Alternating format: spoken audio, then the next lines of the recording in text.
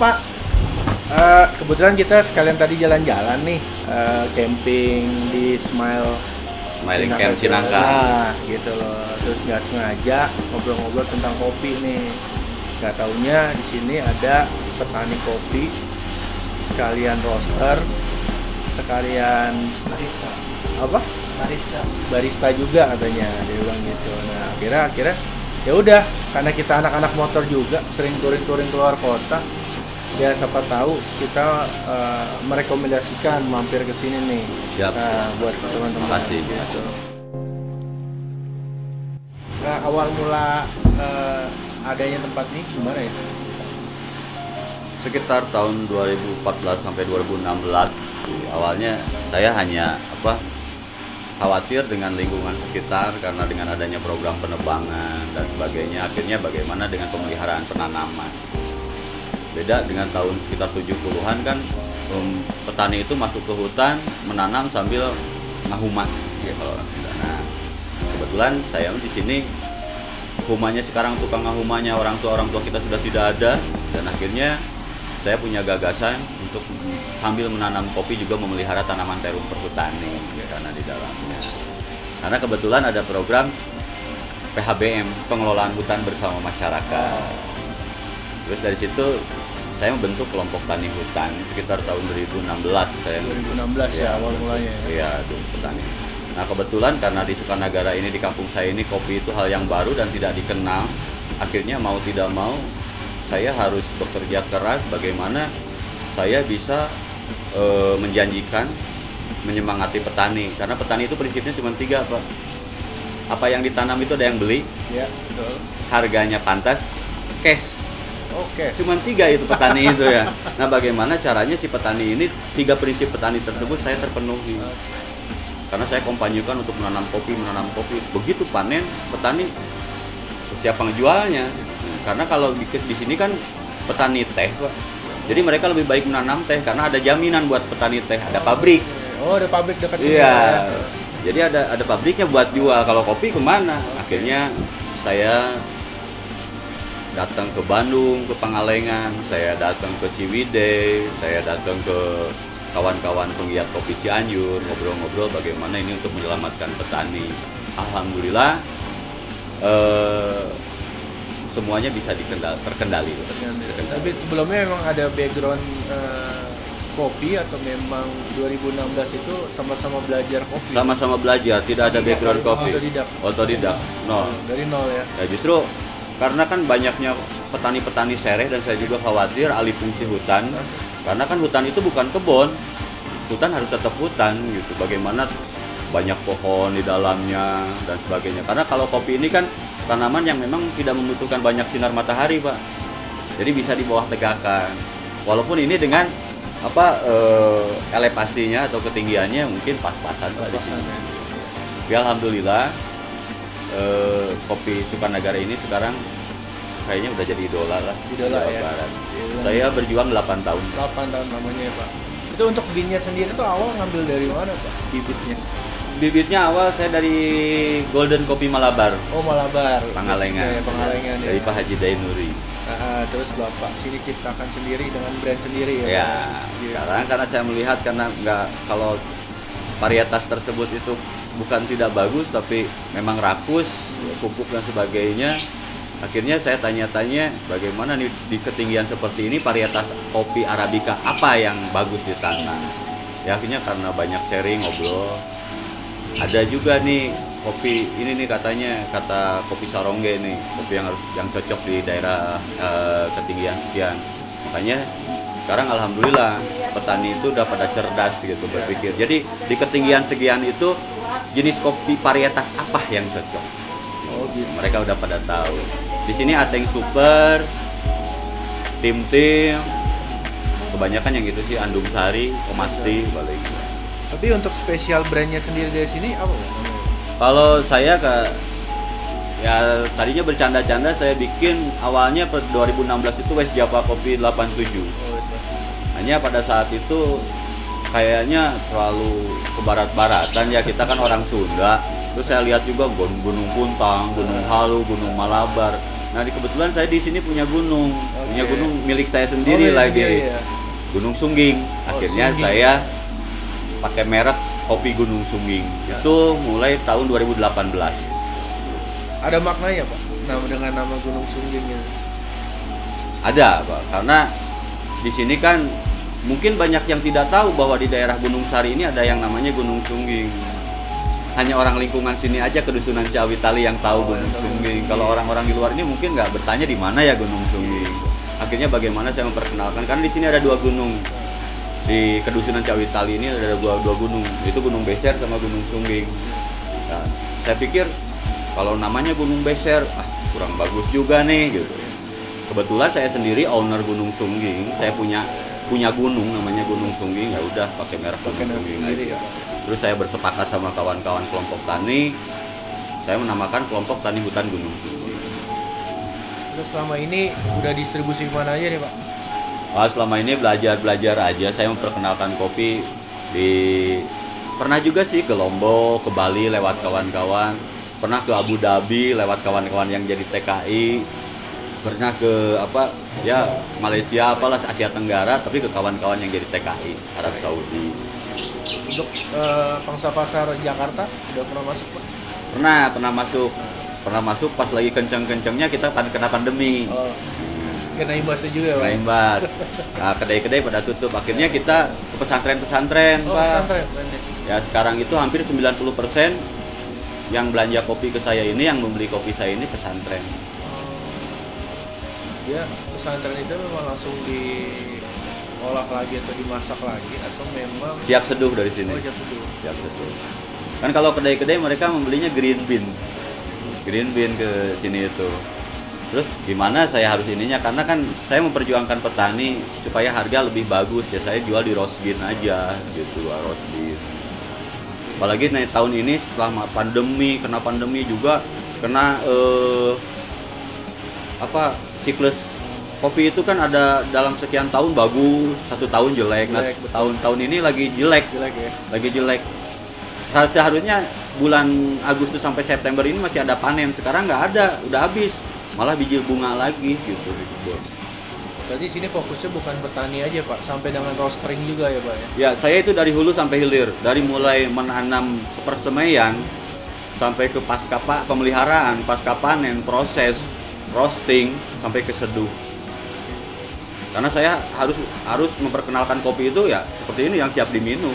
Iya, betul. Gitu, saya memperkenalkan kopi itu ke sana itu, ini siap diminum. Makanya saya minta koreksi dari kawan-kawan penikmat kopi.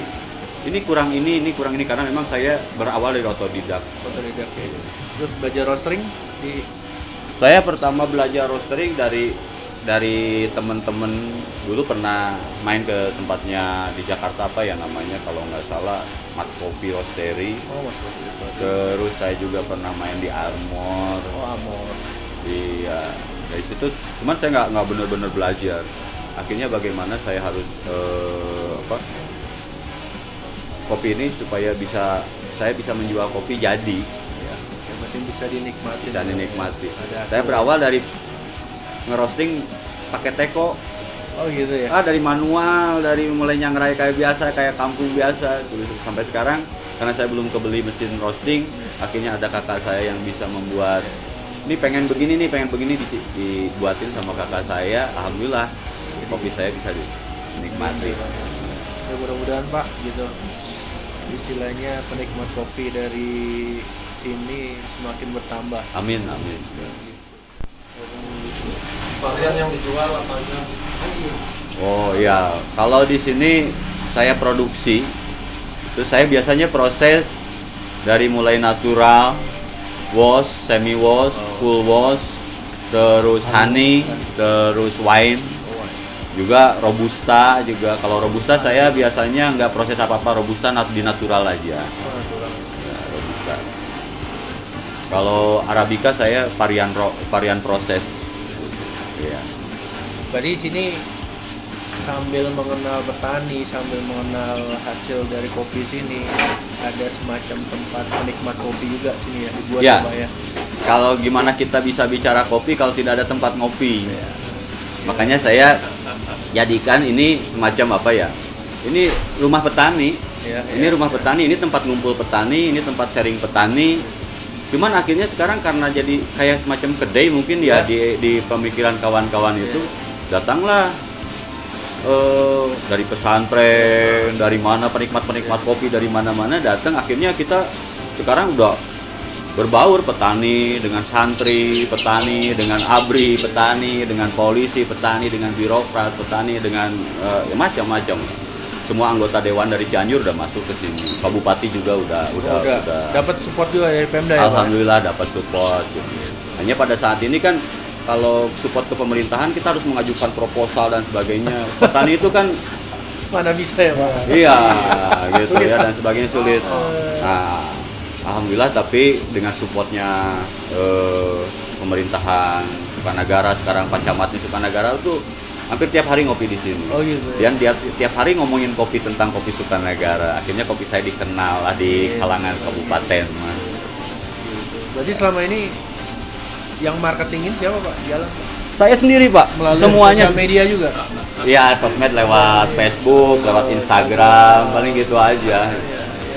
Ya bagaimana Pak, sekarang petani itu hanya bekerja keras ya. Saya arahkan untuk menjadi pekerja cerdas juga. Betul. Makanya semua petani pertama dari style. Jangan sampai kesannya kucel, miskin. Saya ubah style mereka, pakaian mereka itu bagaimana supaya petani keren. Petani itu harus keren. Sehingga pas datang bandar itu ke kebun ngelihat petaninya keren, benar jujur, wah ya, waduh ini harganya nih gimana ya?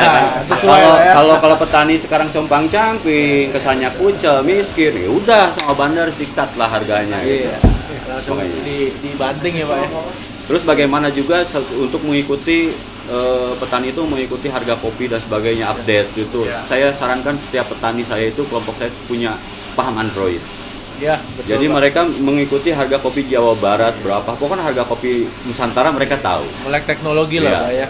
Jadi saya itu tidak pernah, saya membagikan benih ke masyarakat itu per tahun itu di atas 3.000 ya, kalau nggak salah. Saya sampai tahun ini itu 8 tahun ini berjalan, mungkin saya di atas 100.000 pohon. Saya bagikan secara gratis ke petani dan tanpa syarat. Saya tidak pernah begini.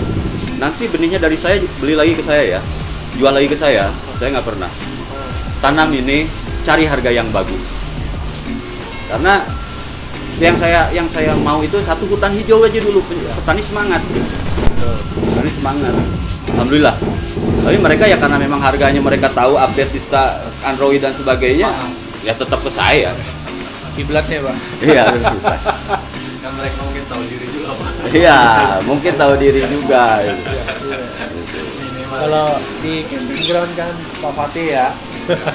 Ya. Kalau di sini ada. Ya kebetulan kita kolaborasi sama si Kang Patir ya, karena di situ kan komunitas Eltras. Ya, Eltras. Komunitas. Saya juga di sini komunitas kopi. Kopi. Mari kita bagaimana caranya produk-produk lokal itu bisa dipromosikan dengan wisata. Betul, setuju. Karena saya gini, saya cenderung bagaimana desa itu untuk dibentuk menjadi desa wisata. Betul. Sebab dengan datangnya abang-abang datang ke sini itu pasti mengaburkan duit di sini, beli kopi, beli apa ya produksi-produksi di sini, atau paling tidak mempromosikan bahwa di sana itu ada. Ya, Tuh. Makanya saya berharap pengen sekali Desa Sukakarya sama Desa Gunung Sari ini berkolaborasi, nanti kedepannya menjadi dia destinasi wisata terbesar. Ini Desa Gunung Sari, di sana Desa Sukakarya. Beda desa kita. Kalau di sana mereka lahan perkebunan, kalau di sini saya lahan perum perhutani.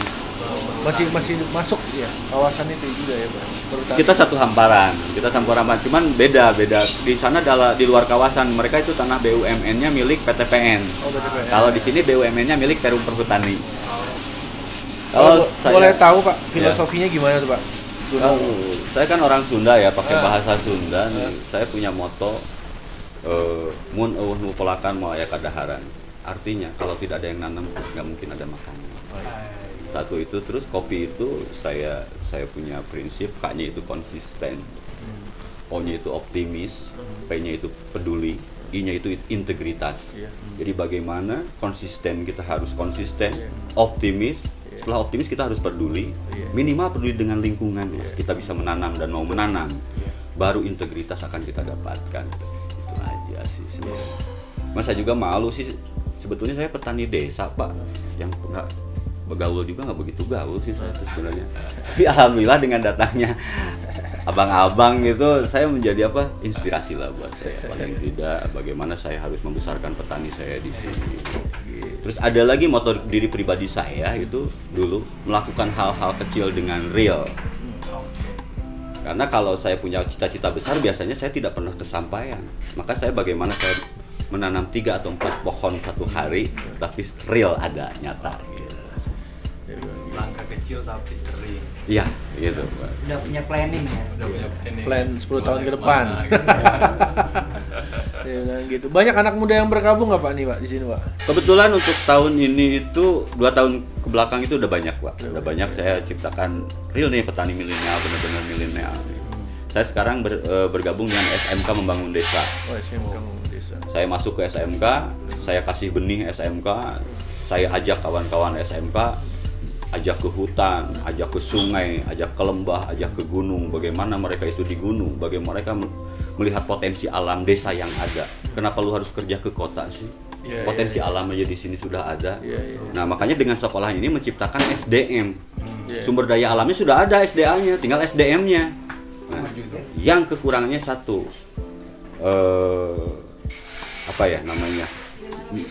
semangat untuk memulainya yang sulit itu untuk kawan-kawan muda di sini itu. Semuanya kayaknya begitu ya. Iya. Kalau masuk milenial itu sabar ya Pak. Ya. Makanya alhamdulillah kemarin saya kerjasama dengan IPB, datang mahasiswa IPB KKN di sini untuk memotivasi kampung saya, bagaimana orang tuanya punya cita-cita untuk menyekolahkan anaknya sampai di IPB, sampai di perguruan tinggi dan sebagainya gitu. Nah, dengan berbekal sumber daya alam yang ada. Sumber daya alam yang ada. Nah, alhamdulillah sekarang udah mulai. Sekarang udah kalau saya kasih benih ini aja sengon. Ah Pak, benih sengon mah 3 tahun 4 tahun saya tebang, nggak mau Pak, kalau ada buah-buahan Pak.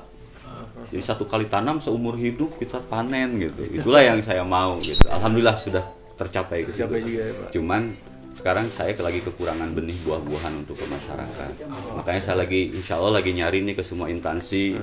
Makanya kemarin saya lari ke kawan-kawan yang penggiat sharing dari CSR yang ada. Bagaimana ini tahun 2022 ini saya mendapatkan benih buah-buahan untuk petani, tapi secara gratis. Karena gini Pak, petani di sini kan jangankan untuk modal buka lahan aja sulit Pak, apalagi untuk beli benih. Ya. Ada buat lahan, nggak ada buat benih. Iya, gitu. Makanya saya alhamdulillah, tapi nggak tahu ya rezeki saya dari mana, saya juga nggak tahu. Saya bisa membagikan benih setiap tahun itu di atas 10.000 pohon. Bahkan tahun ini 30.000 pohon. 30.000 terakhir Kemarin, tahun ini. Alhamdulillah. Gitu.